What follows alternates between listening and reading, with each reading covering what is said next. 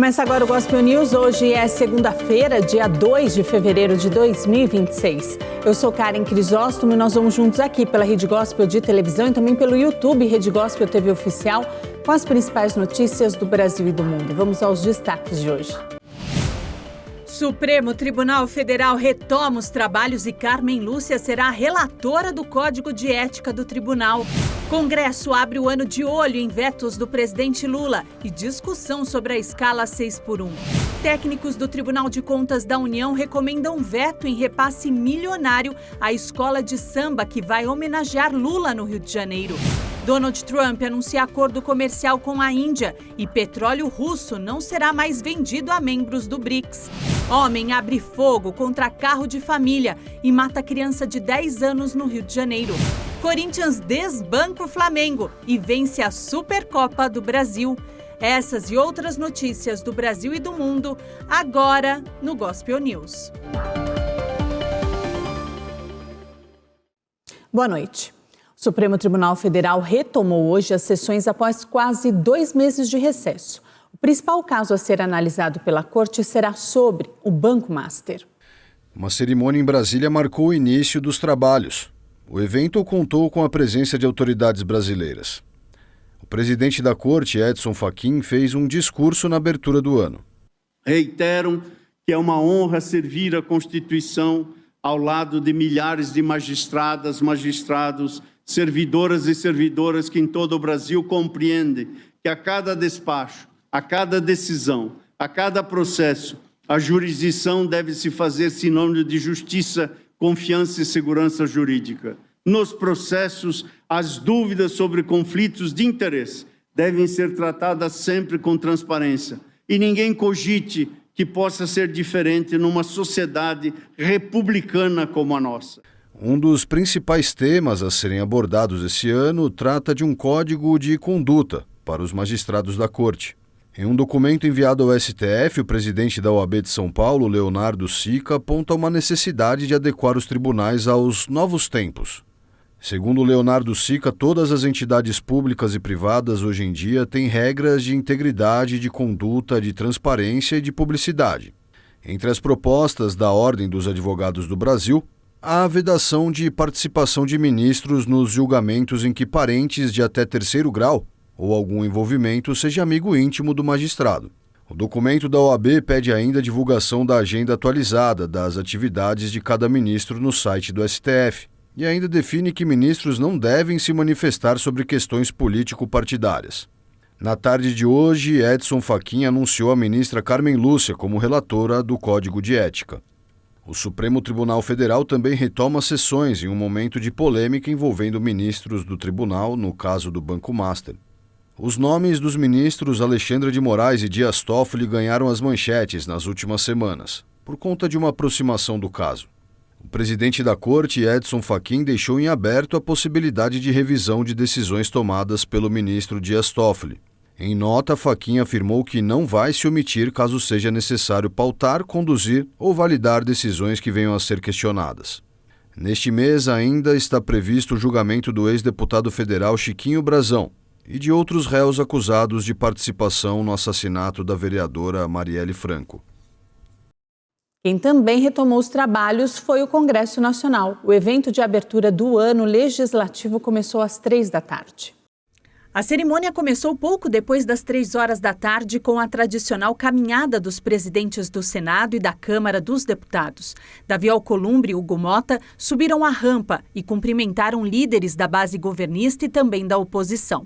Por volta das 4 horas da tarde, Davi Alcolumbre declarou a abertura do ano legislativo. Estamos reunidos para a abertura dos trabalhos do Poder Legislativo brasileiro. Expressão maior da representação democrática do povo brasileiro. No início de mais um ano de atividade do Congresso Nacional Brasileiro. Esta solenidade transcende o rito habitual e adquire um significado histórico ainda mais especial, ao lembrarmos que neste ano celebramos os 200 anos do início efetivo do Parlamento Brasileiro. A base governista vai trabalhar para garantir a aprovação de importantes projetos nesse ano. Segurança pública, fim da jornada 6x1 e a regulamentação do trabalho por aplicativo são um dos temas de prioridade do governo. O Executivo também espera pela assinatura do acordo comercial entre o Mercosul e a União Europeia. O governo brasileiro quer deixar tudo certo e apenas aguardar o andamento do texto no bloco europeu. Isso porque alguns países travaram a análise do documento.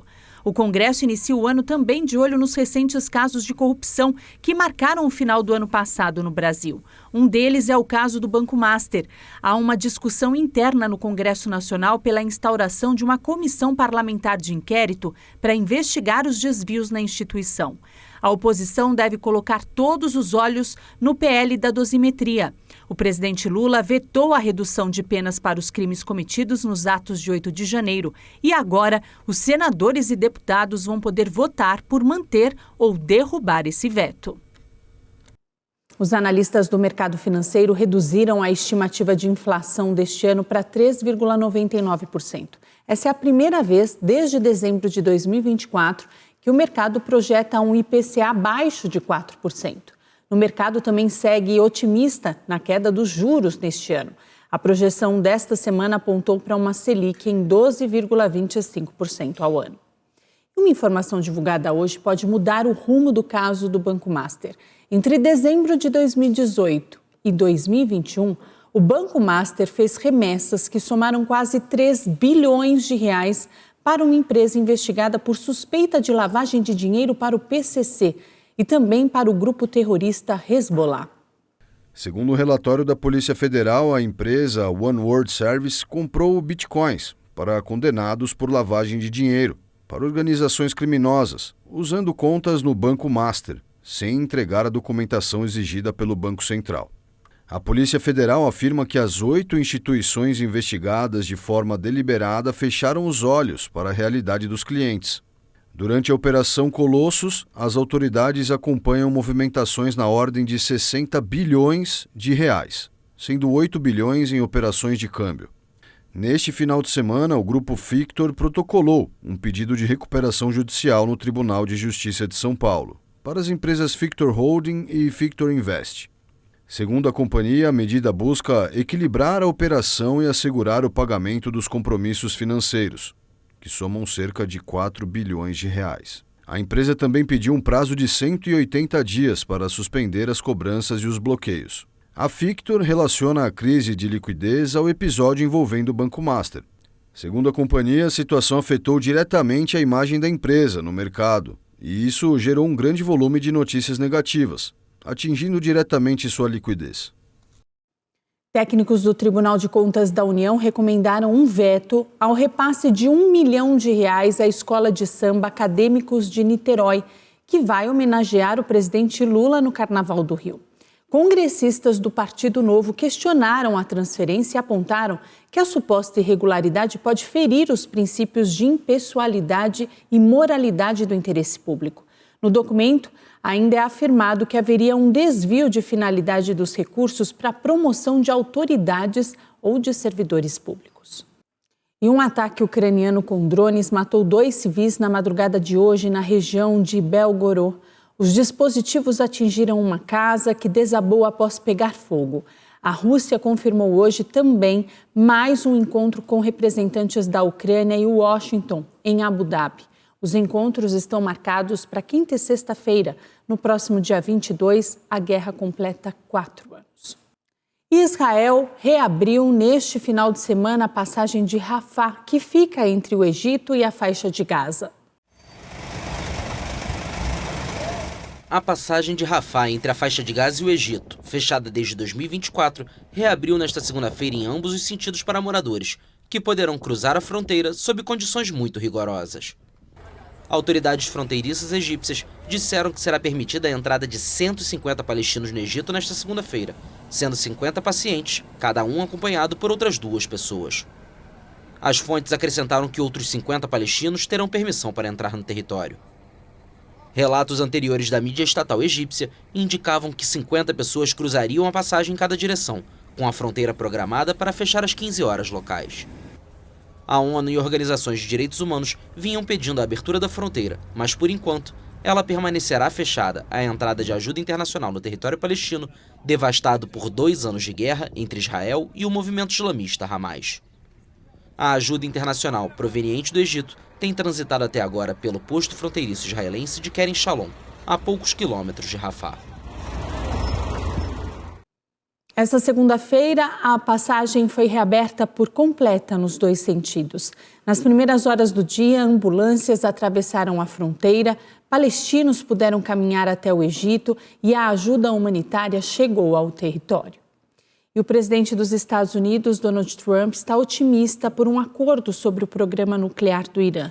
O líder do país afirmou que qualquer intervenção americana pode iniciar uma guerra. O presidente americano Donald Trump disse neste domingo que espera chegar a um acordo com o Irã, depois que o líder supremo da República Islâmica alertou Washington de que uma intervenção militar desencadearia uma guerra regional. As tensões aumentaram depois que a repressão aos protestos, que começou no final de dezembro, foi recebida com ameaças de intervenção militar pelo presidente dos Estados Unidos. Os americanos devem saber que se começarem uma guerra, desta vez será uma guerra regional. Apesar das ameaças de Trump, a situação no Irã permanece tensa. Em junho passado, os Estados Unidos bombardearam instalações iranianas como parte de um conflito iniciado por Israel, mantendo ao mesmo tempo uma presença militar significativa no Golfo Pérsico. Khamenei afirmou que seu país não teme a retórica de Washington. Agora este homem também afirma regularmente que trouxe navios. A nação iraniana não deve se assustar com essas coisas. O povo iraniano não se deixa afetar por essas ameaças. Não somos os instigadores. A União Europeia também pressiona o Irã e adicionou à Guarda Revolucionária Iraniana o exército ideológico da República Islâmica, acusado de orquestrar a repressão, à lista de organizações terroristas. Em meio à escalada das tensões, o parlamento iraniano respondeu neste domingo, declarando as Forças Armadas Europeias como grupos terroristas.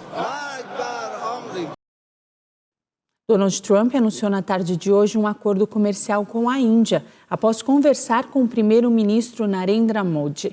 Ele afirmou que os indianos concordaram em parar de comprar petróleo russo e deixou disponível as reservas venezuelanas. Trump também anunciou que vai reduzir as tarifas contra produtos da Índia para 17% e que os indianos vão zerar os impostos sobre os produtos americanos. E um menino de 5 anos que foi detido pelos agentes de imigração dos Estados Unidos voltou para casa. Liam Conejo Ramos, de 5 anos, voltou para casa após ser libertado no sábado. O legislador Joaquim Castro, representante democrata do Texas, divulgou imagens da criança neste domingo. Em 20 de janeiro, Liam e seu pai foram detidos nas ruas de Minneapolis em uma operação realizada por agentes do Serviço de Imigração, destinada a deter e expulsar imigrantes sem documentos. Esse órgão federal está no centro de polêmicas pela forma com que vem operando desde o retorno de Donald Trump à Casa Branca, especialmente após a morte de 2 manifestantes pelas mãos de agentes do ICE em janeiro em Minneapolis. A foto do menino no momento da detenção, sendo segurado por uma silhueta vestido de preto, comoveu o mundo. O vice-presidente dos Estados Unidos, J.D. Vance, afirmou que o menino havia sido detido pelo ICE depois que seu pai, supostamente um imigrante ilegal, tentou fugir para evitar ser preso. Pai e filho ficaram 12 dias em um centro de detenção para famílias migrantes no Texas. Um juiz federal ordenou no sábado a libertação de ambos. A presidente interina da Venezuela, Delcy Rodrigues, anunciou uma anistia geral para os presos políticos do país. A presidente interina Delcy Rodrigues anunciou uma anistia geral na Venezuela a poucos dias do aniversário de 1 mês de sua posse, após a deposição de Nicolás Maduro em um ataque militar dos Estados Unidos. Quero anunciar que decidimos promover uma lei de anistia geral que abrange todo o período de violência política de 1999 até o presente. A lei deve ser debatida no parlamento venezuelano, que tem maioria pró-governo. Que seja uma lei que sirva para reparar as heridas. Que esta lei sirva para curar as feridas deixadas pelo confronto político, pela violência, pelo extremismo. Que ela sirva para restaurar a justiça em nosso país e a convivência entre os venezuelanos. A convivência entre os venezolanos e as venezolanas. Rodrigues só especificou quem não seria elegível para a anistia. Quedarão excetuados aqueles processados ou condenados por homicídio, tráfico de drogas, corrupção e graves violações dos direitos humanos estarão isentos desta lei, conforme estipulado em nossa Constituição. Corrupção e por violações graves aos direitos humanos. Rodrigues também anunciou o fechamento da notória prisão de Helicoide, sede do Serviço de Inteligência em Caracas, que a oposição e ativistas de direitos humanos denunciam como um centro de tortura. A presidente ordenou que o local fosse transformado em um centro social, esportivo, cultural e comercial para a força policial, suas famílias e as comunidades vizinhas. A Venezuela tem pouco mais de 700 presos políticos, segundo a ONG Foro Penal, muitos dos quais estão detidos na própria prisão de El Helicoide. Desde 8 de janeiro, cerca de 300 foram libertados como parte de um processo anunciado por Rodrigues, que tem avançado lentamente.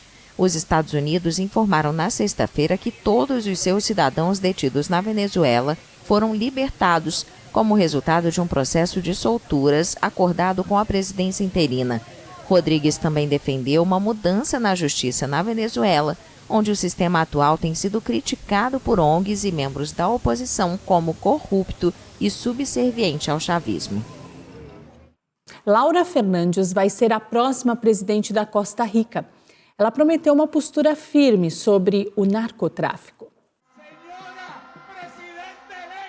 Laura Fernandes será a nova presidente da Costa Rica. A candidata de direita obteve mais de 48% dos votos nas eleições de domingo, com mais de 88% das urnas apuradas. A cientista política de 39 anos, herdeira política do presidente Rodrigo Chávez, ultrapassou a marca de 40%, necessária para vencer no primeiro turno. Seu legado em benefício deste pueblo bendito. Seu legado para o benefício desta nação abençoada está em boas mãos e, além disso, senhor presidente, almejo ainda mais. O que o senhor construiu para esta pátria abençoada com tanto esforço e coragem, considero um tesouro que multiplicarei para o maior benefício do nosso país. Multiplicarei em maior benefício por nosso país. Fernandes propõe copiar as estratégias de Nayib Bukele na guerra contra as gangues e reformar os poderes do Estado, o que seus oponentes denunciam como um plano para consolidar o poder absoluto, à semelhança do presidente salvadorenho.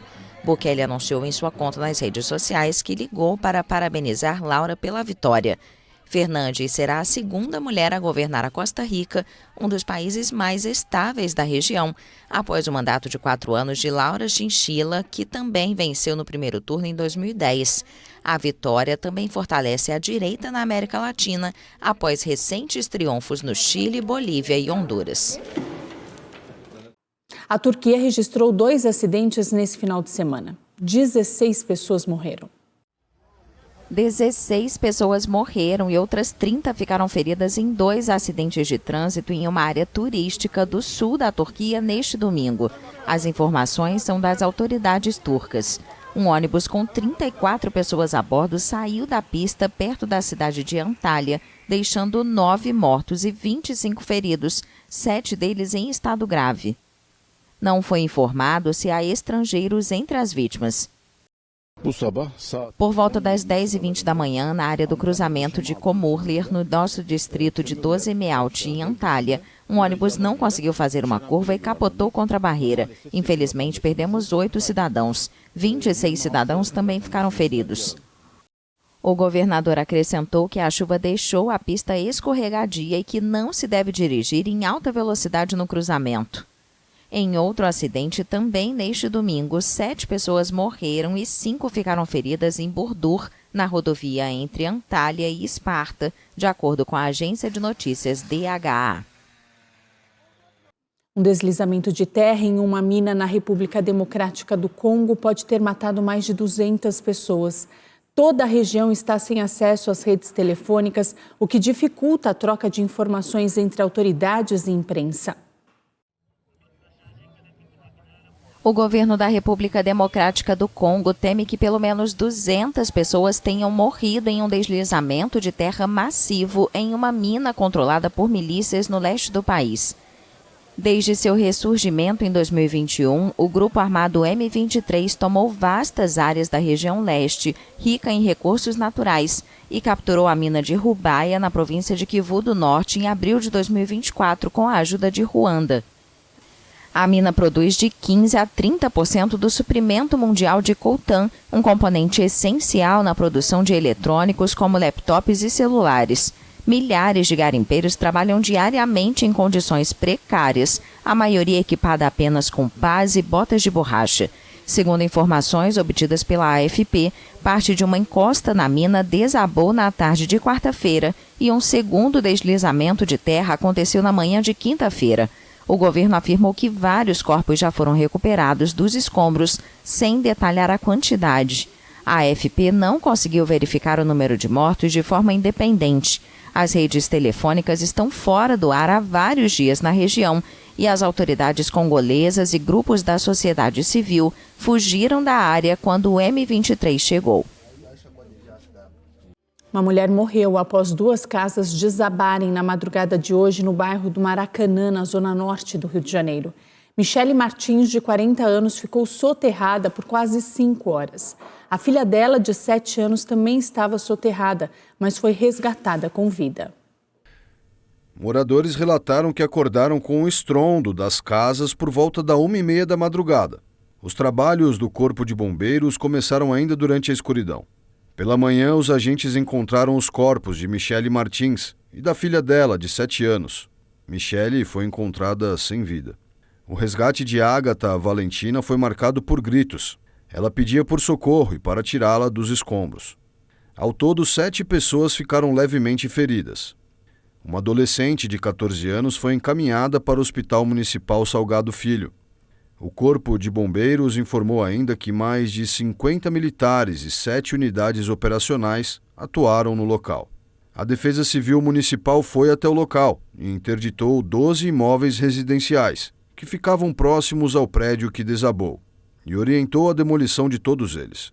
Segundo a Prefeitura, as edificações em condições precárias apresentam risco de desmoronamento. Uma menina de 10 anos morreu após o carro da família ser alvo de tiros em Belford Roxo, no Rio de Janeiro. O suspeito do crime, Weverton Gomes, foi preso.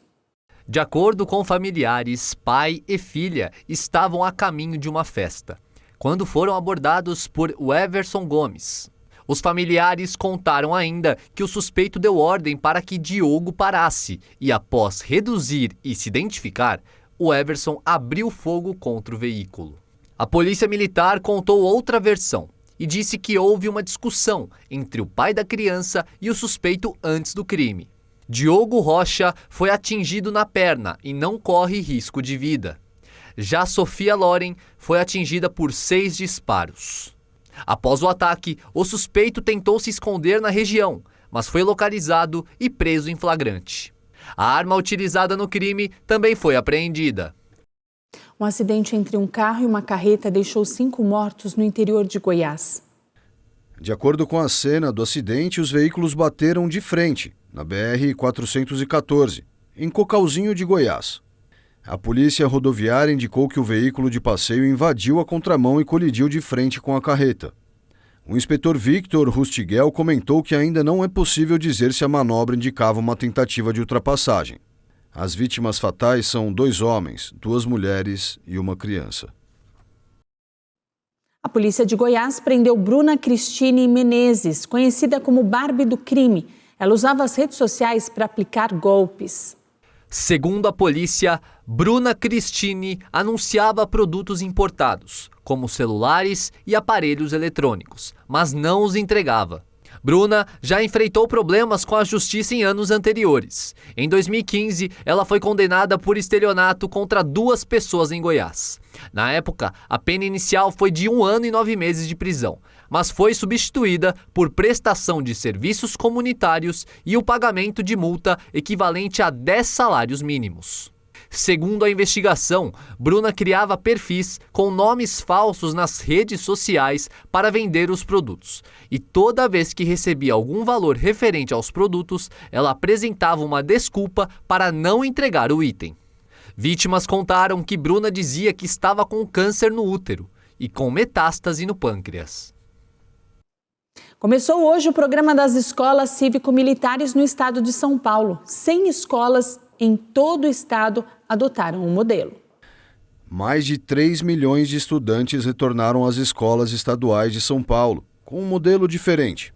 100 unidades em 89 municípios aderiram ao programa cívico-militar. A modalidade deve atender cerca de 53 mil alunos, cerca de 1,5% do total. De acordo com a Secretaria de Educação, 208 policiais militares aposentados foram contratados para atuar nas unidades escolares. Os militares vão atuar como monitores e oferecer atividades extracurriculares. Segundo a resolução publicada pela pasta, eles ficarão responsáveis por garantir um ambiente organizado e disciplinado. Um regimento interno divulgado pela imprensa no ano passado mostrou que entre as funções estarão acompanhar a frequência dos estudantes e os horários em que eles chegam à escola. Pelo regime cívico-militar, o uso do uniforme também é obrigatório. As regras também exigem cabelo preso para as meninas, corte curto para os meninos e proíbem bonés e roupas curtas. A rede social Snapchat bloqueou hoje mais de 400 mil contas de menores de 16 anos na Austrália. No início do ano, o órgão regulador da Austrália informou que as Big Techs já haviam bloqueado quase 5 milhões de contas no país. O Snapchat também pediu publicamente para que as lojas de aplicativos, ou seja, tanto a Apple quanto a Google, façam a verificação de idade dos usuários como uma medida adicional de proteção. E a partir de hoje, os turistas que visitarem a Fontana di Trevi, em Roma, terão que pagar uma entrada. As autoridades italianas tomaram essa decisão para combater a superlotação. A entrada de turistas na Fontana di Trevi, em Roma, começou a ser cobrada nesta segunda-feira. Para tirar uma foto ao lado da obra-prima barroca, agora é preciso desembolsar uma taxa de 2 euros, pouco mais de R$12.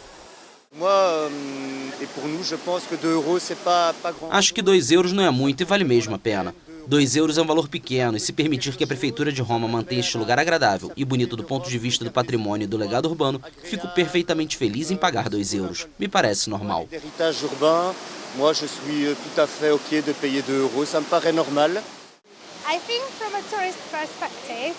Acho que do ponto de vista do turista eles vão continuar vindo. Não acho que 2 euros seja tanto para a maioria das pessoas. Me diz se não vale 2 euros. Vale milhares, se não milhões. É linda.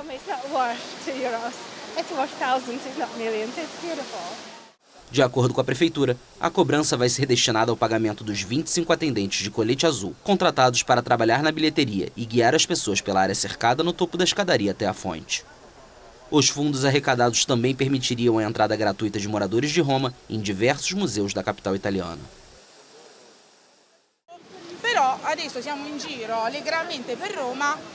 Estamos viajando por Roma com alegria e encontramos dificuldades, como as barreiras na Fontana di Trevi. Digo, vocês introduziram a taxa, o que está bem, porque ajuda a preservar os monumentos. Mas que tal investir esse dinheiro na remoção de barreiras? E não é a única barreira. Também faltam rampas e inclinações. O Mati está feliz por estar aqui, mas teria ficado mais feliz se tivesse sido mais acessível. Grande parte da praça segue aberta ao público, com muitos turistas optando por tirar fotos dali, em vez de pagar por uma vista melhor. A estimativa da prefeitura é que serão arrecadados pelo menos 6 milhões de euros por ano, devido ao turismo em massa na fonte, que lidera a lista de atrações imperdíveis para muitos visitantes da cidade eterna. O porto-riquenho Bad Bunny venceu o prêmio de melhor álbum do ano. Já os brasileiros Caetano Veloso e Maria Bethânia venceram na categoria Melhor Álbum de Música Global. And the Grammy goes to Bad Bunny. O superastro porto-riquenho Bad Bunny fez história no domingo no Grammy ao ganhar 3 categorias, incluindo o álbum do ano. Este é o primeiro trabalho em espanhol a receber a principal honraria da música. Antes de comemorar, Bad Bunny protestou contra a Agência de Imigração e Alfândega, ICE, cujos agentes fortemente armados têm sido mobilizados em várias cidades americanas pelo presidente Donald Trump. Before I say thanks to God, I'm gonna say eyes out. Antes de dizer obrigado a Deus, vou dizer fora ICE. Não somos selvagens, não somos animais, não somos alienígenas. Somos humanos e somos americanos. We're not animals, we're not aliens, we are humans and we are Americans. Ainda no tapete vermelho, várias celebridades carregaram um broche com as palavras ICE Out. A morte de 2 cidadãos americanos por agentes federais no mês passado em Minneapolis e a prisão de um menino de 5 anos ao lado do pai aumentaram a revolta dos americanos.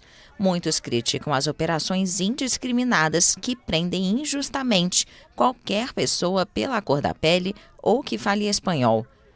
O Grande Prêmio da Música ainda celebrou o rapper Kendrick Lamar, que adicionou mais 5 gramofones à coleção de troféus, incluindo gravação do ano. Billie Eilish e o irmão Phineas levaram o prêmio de canção do ano. Thank you so much. A britânica Olivia Dean foi eleita a melhor artista revelação em uma noite que contou com apresentações eletrizantes de uma constelação de estrelas, incluindo Lady Gaga, que ganhou 2 prêmios, incluindo de melhor álbum vocal pop.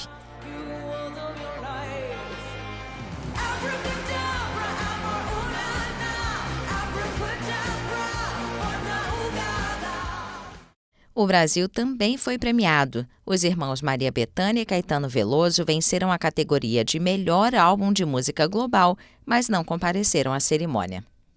Corinthians venceu o Flamengo 2-0 e conquistou a Supercopa do Brasil. Essa final de Supercopa do Brasil vai ficar marcada na história. Flamengo, campeão do Brasileirão, e Corinthians, campeão da Copa do Brasil, lutavam pelo principal troféu nacional. O Flamengo começou melhor e levou perigo ao gol do Timão, mas Hugo Souza esteve presente em todos os momentos. O Corinthians melhorou na partida e aos 25 minutos do primeiro tempo encontrou espaço dentro da área para marcar o primeiro gol com Gabriel Abreu. O primeiro tempo terminou 1-0 para o Timão e na volta do intervalo a partida ganhou novos rumos. No último lance do primeiro tempo, Carrascal deu uma cotovelada em Bidon e o juiz só viu o lance após o intervalo. Com a revisão, o árbitro expulsou o jogador rubro-negro. No segundo tempo, Dorival Júnior ajustou o Corinthians e viu um Flamengo desorganizado. O atacante Yuri Alberto atravessou o campo, deu um chapéu no goleiro e decretou o título para o Corinthians. Teve jogo do Campeonato Paulista também. O São Paulo jogou contra o Santos no sábado e venceu por 2-0. Tapia abriu o placar. 5 minutos depois, Luciano recebeu uma bola enfiada e bateu cruzado para fazer o segundo. O Palmeiras não teve tanta sorte assim. O time da capital foi até o interior enfrentar o Botafogo de Ribeirão Preto e perdeu por 1-0. O gol foi marcado por Leandro Maciel.